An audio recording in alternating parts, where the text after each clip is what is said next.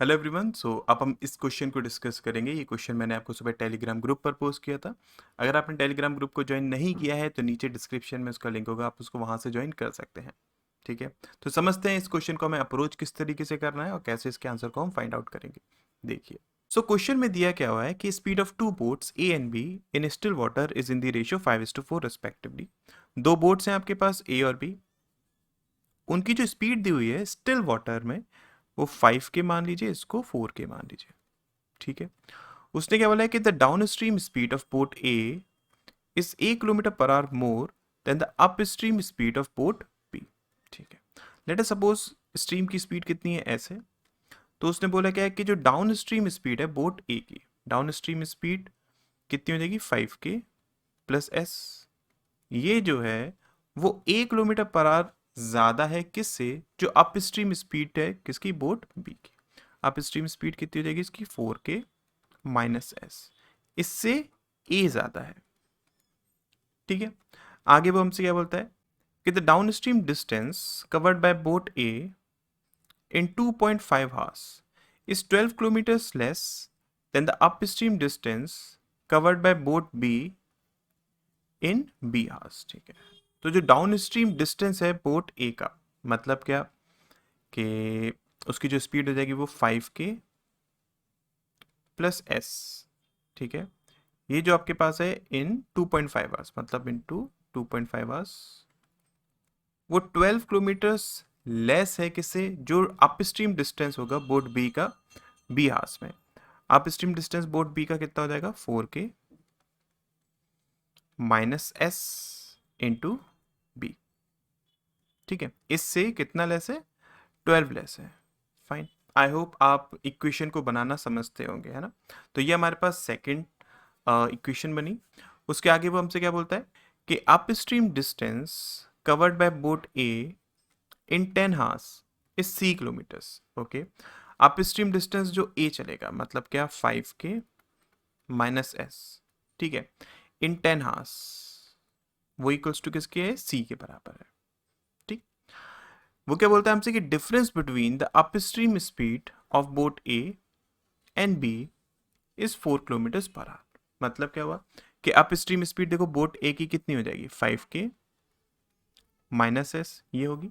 ठीक है, और अगर मैं बोट बी की अपस्ट्रीम स्पीड की बात करूं तो 4 के माइनस एस, है ना। इन दोनों के बीच का डिफरेंस दिया हुआ है। देखो, अगर हम डिफरेंस लेंगे तो ऑब्वियसली एस से एस तो कैंसिल आउट हो जाएगा ना, आपके पास बचेगा कितना, के बचेगा। तो ये के इक्वल्स टू किसके दिया हुआ है, 4 के दिया हुआ है। ठीक है, अगर के इज इक्वल्स टू 4 के दिया हुआ है, मतलब आपके पास ये कितना आ गया, 20 आ गया, और ये आपके पास कितना आ गया, 16 आ गया। ठीक है, इतनी बात आपको समझ में आ गई, क्लियर हो गया। अब वो हमसे बोलता है क्या है कि line chart below represent 4 possible groups for the values of A B and C. इस लाइन चार्ट में आपके पास 4 पॉसिबल ग्रुप्स हैं किसके, value of, to find the value of A B and C. आपके पास पी दिया हुआ है, क्यू दिया हुआ है, आर दिया हुआ है और एस दिया हुआ है। उसने हमसे पूछा है कि which of the following option would satisfy the condition given above. ठीक है, तो इसको हम किस तरीके से कर सकते हैं, ध्यान से समझिएगा। सबसे पहले अगर मैं यहाँ पर इन इक्वेशंस को लिखना चाहूँ तो ये आपके पास कितना हो जाएगा 20, तो 20 plus S is equals to 16 minus S plus A. ठीक है, ये आपके पास कितना बन जाएगा 20 plus S into 2.5 is equals to 16 minus S into B minus 12। ठीक है, और ये आपके पास क्या हो जाएगा, इसको हम लिख सकते हैं 20 minus S into 10 is equals to C. Fine, तो हमारे पास देखो यहाँ पर P में, Q में, R में और S में A B C की वैल्यूज ही तो दी हुई है ना, राइट। तो अब हमें क्या कराना है, हमें बस सेटिस्फाई कराने की कोशिश करनी है। तो कैसे करेंगे, जैसे कि मैं अगर बात करता हूँ P की। ठीक है, तो P में देखिए A की वैल्यू कितनी है, ये आपके पास है 12। B की वैल्यू कितनी है, ये आपके पास है 6। तो C की, अब देखिए यहाँ पर C अपॉन 10 की वैल्यू दी हुई है ना। C अपॉन 10 की वैल्यू कितनी दी हुई है, 16 दी हुई है। तो मतलब C की वैल्यू कितनी हो जाएगी, 160 हो जाएगी। ठीक है, अब इसको हमें सेटिस्फाई कराने की कोशिश करनी है। तो देखिए मैं पेन चेंज करके इसको करता हूँ और मैं एक एक आपके पास ये P Q R S, इनको एक एक करके चेक करूंगा, तो ध्यान से समझिएगा आप। देखिए, तो अगर मैं P की बात करता हूँ और चेक करता हूँ ए आपके पास कितना दिया हुआ है, देखिए 12 दिया हुआ है। तो अगर हम यहाँ पर 12 पुट करेंगे, ये आपके पास कितना हो जाएगा, 20 plus S is equals to 28 minus S, right.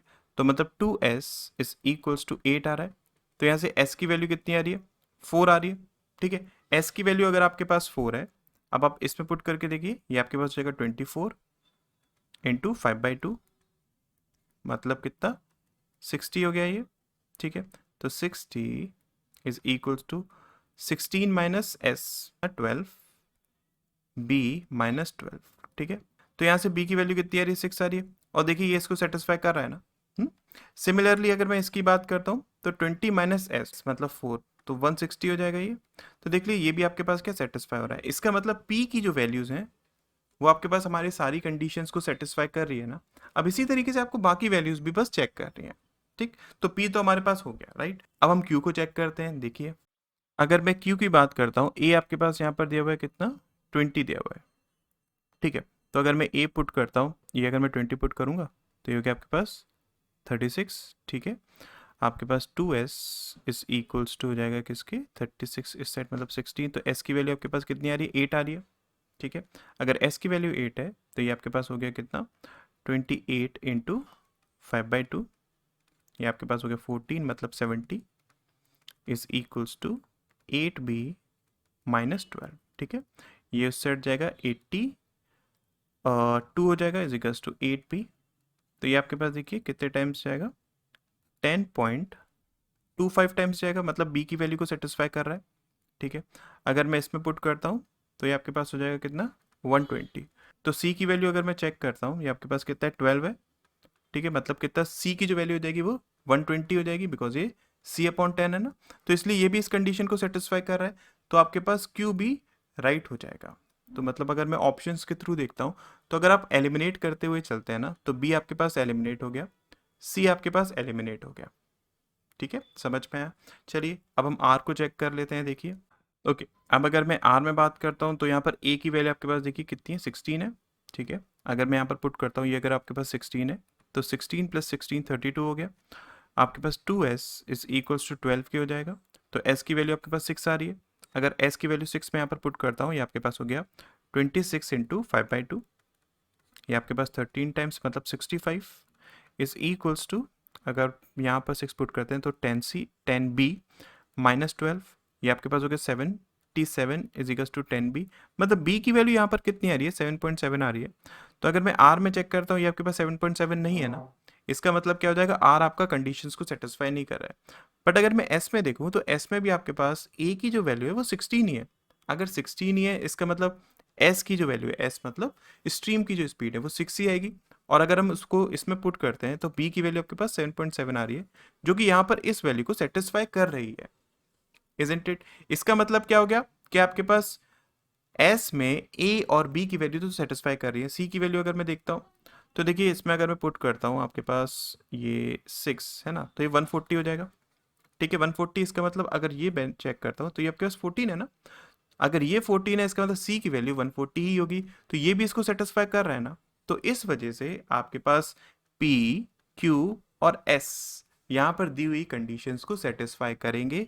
इस वजह से इस क्वेश्चन का आंसर क्या हो जाएगा, डी इसका राइट आंसर हो जाएगा, ठीक है।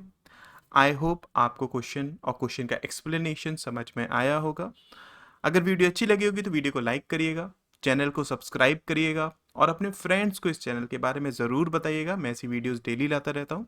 और अगर आपने टेलीग्राम ग्रुप को ज्वाइन नहीं किया है तो नीचे डिस्क्रिप्शन में इसका लिंक होगा, आप वहाँ से ज्वाइन कर सकते हैं। Thank you so much.